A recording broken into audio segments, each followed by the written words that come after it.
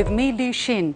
In this series, I dissect stories that are making headlines around the world and talk to my guests to compensate for the missing pieces of the puzzle. So join us in real time by sending us your comments or questions via the CGTN page on Twitter, Facebook, YouTube or Weibo.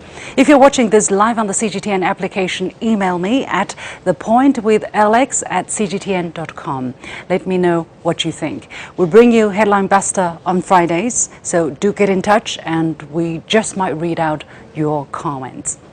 Since Darwin's On the Origin of Species was published in 1859, there hasn't been so much furor over another evolution theory. Yes, I'm talking about the origins of SARS-CoV-2, the virus that causes COVID-19. Did it come from nature or did it leak from a lab? The sensational theory some love to believe. We went through all this hullabaloo already. Why are we discussing it now again? Because there's been a call for yet another probe into the so-called lab leak theory. Will it get us to the bottom of the matter, or is it simply chasing the suspect in the wrong place? Before we look at how the media covers this first, a flashback into the past. Based on a resolution by the World Health Assembly and consultation by member states, a joint China-WHO team of experts conducted what's known as Phase 1 of the origin study in Wuhan in January and February this year. Right after the mission, Peter Ben Mbarek, mission co-head, said this. The findings suggest that the laboratory incident hypothesis is extremely unlikely and to explain the introduction of the virus into the human population, and therefore is not a hypothesis that will implies to suggest future studies into our work to support our future work into the understanding of the origin of the virus. In March, the team released a joint report officially describing the lab leak hypothesis as extremely unlikely. But the theory gained momentum in May, around the time when a Wall Street Journal report claimed 3 researchers from the Wuhan Institute of Virology became sick enough in November 2019 that they sought local hospital care. Despite China's repeated calls for disclosure, the names of the 3 remain elusive. In May, US President Joe Biden asked his intelligence community to come up with a definitive conclusion within 90 days. In June, G7 countries demanded a WHO-led Phase 2 study.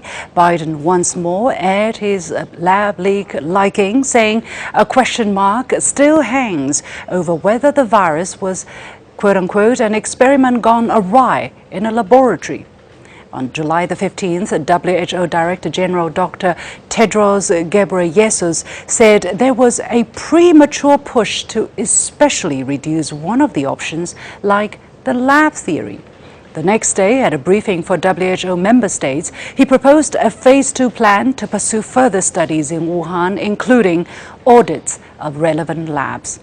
China reacted promptly. On July the 22nd, Zheng Yixin, Vice Minister of China's National Health Commission, said this during a presser convened specifically on this topic. China cannot accept the current version of the second phase investigation because the plan has been compromised by political manipulation and disrespect of scientific facts. The WHO plan to focus on lab leak shows disrespect to common sense and arrogance for science. What is China's position then? Now, China believes the second phase should be an extension of the first one, guided by the relevant WHA resolution and conducted after thorough discussions and negotiations among all WHO members. What was done in Phase 1 study, especially by those that have reached a clear conclusion, should not be repeated. Studies on origins in animals should be the focus. China also believes the next phase should still be conducted under the overall planning and coordination of WHO. As to the possibility of a lab leak, Liang Wannian, head of the Chinese team, said that that should not be ruled out if there is new evidence. But then similar studies should also be done in labs in other countries which haven't been put under scrutiny. Now, looking back at how the lab leak narrative has gained momentum, what has been the role of the media? We decided to do a data analysis.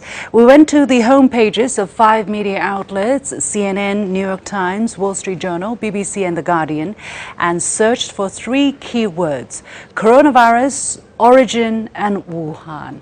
They show 238 articles published between December 2019 and now. And these are the words used with the highest frequency in the articles. As you can tell, China, Wuhan, lab, WHO, Chinese, scientists, so on and so forth. Of course, words such as animals, human and theory also feature very frequently. Now, this table I'm going to show you will show the kind of interrelationship between the keywords lab and Trump. And they were featured in the same reports. Now, the pair of words first made a small spike in late April, early May last year, when Donald Trump told reporters he saw credible evidence that the virus came from a lab in Wuhan, and he was seconded by his Secretary of State Mike Pompeo. Neither have produced any evidence till this day. And this table now shows how the appearance of the word lab suddenly shot up in May this year, following the so-called exclusive report by the Wall Street Journal on those 3 researchers falling ill in the Wuhan lab. In contrast, the yellow line represents the fluctuation in the appearance of the word animal. So there you have a rough idea of how powerful the media is in framing the narrative and setting the agenda. With politicians and some in the media working in sync, the lab leak narrative gained momentum. Insinuating, naming, shaming and blaming have effectively spun a conspiracy theory into a plausible hypothesis. Meanwhile, a barrage of ferociously negative names are being thrown at China, effectively deflecting from some countries' domestic failures in handling the pandemic. On July the 5th, the medical journal Lancet published a statement by 24 renowned medical scientists after they published a similar one a year ago. The scientists reiterated their solidarity with their Chinese counterparts and expressed their professional view that the virus most likely originated in nature and not a lab. But specifically, how have different media reported on this topic? Let me use the latest Chinese presser as a case in point. At first glance, all of the media headlines from the July 22nd presser seem to be uniform. For example, CNBC says China rejects WHO plan for study into COVID-19 origin. Al Jazeera says COVID-19 origins. China rejects WHO proposal to return to Wuhan. Hindustan Times says China rejects WHO proposal for second COVID-19 origin study. And the Washington Post headline is China sets back search for COVID origins with rejection of WHO investigation proposal. What impression do these headlines give you? That China is difficult and secretive, but what did the presser tell us? China is not objecting to further studies of COVID-19 origins in China, just not the Wuhan lab leak hypothesis. In fact, as disclosed by Liang Wannian, tracing work by Chinese scientists in animals such as pangolins, civets and more have been ongoing after the global study in Wuhan earlier this year. This is the nuance that's mostly lost in the above-mentioned titles. Another question in point is transparency. That China has not given access to raw data to help international experts understand the earliest cases in Wuhan. But how valid is this allegation? That leads me to my second sample, a Reuters report, which is titled China Rejects WHO Plan for Study of COVID-19 Origins, and it also made reference to this point. At the presser, the Reuters reporter asked, is China willing to provide raw data that might reveal the early transmission of COVID-19 in Wuhan? If not, can you explain the reason? Again, Liang Wannian answered this question. In fact, these patients' data were all displayed and shared during our stay in Wuhan. However, China has relevant standing regulations regarding patients' clinical data, including epidemiological survey data and laboratory test data, which involves personal privacy. If the data is completely released, this will violate the relevant regulations. At the time, international experts also fully understood and believed that this was international routine, not only in China. So Liang said the data was available for the experts to study and analyze on site, only they couldn't make copies or photos of these documents. But the Reuters report says China reiterated its position that some data could not be completely shared due to privacy concerns. What does that mean? For readers who have not followed the matter closely, the impression would be that China did not provide these documents at all. However, in fairness, not all international media have pursued their own narratives in reporting. The press are presenting China as uncooperative and secretive.